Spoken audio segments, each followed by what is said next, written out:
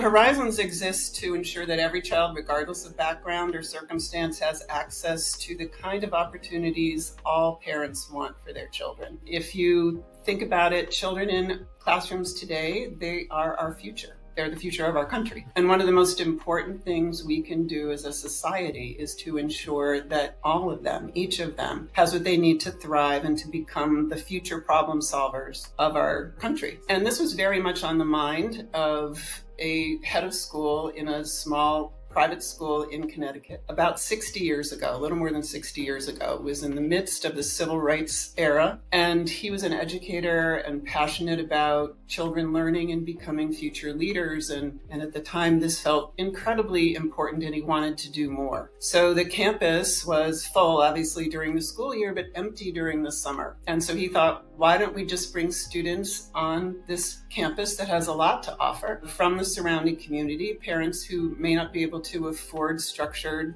summertime programming and experiences, and just bring them on the campus. And that was the start of Horizons 61 years ago. About 30 years ago, a group of volunteers who'd been involved with the Horizons program, which of course evolved over time and became a very robust, whole child focused summer program. It was evaluated twice by the Yale Center for Child Development and determined that it really was helping kids with academics and their social emotional journey and just becoming more successful students. So they went out to replicate it, and 30 years later, we're at 71 sites in 21 states and continue to grow every year. As I said, the core of the program is a whole child approach to learning, which means we're looking at mind, body, and spirit. And it's a combination of that during a 6-week summer program. That is our main offering, though there is after school and weekend activities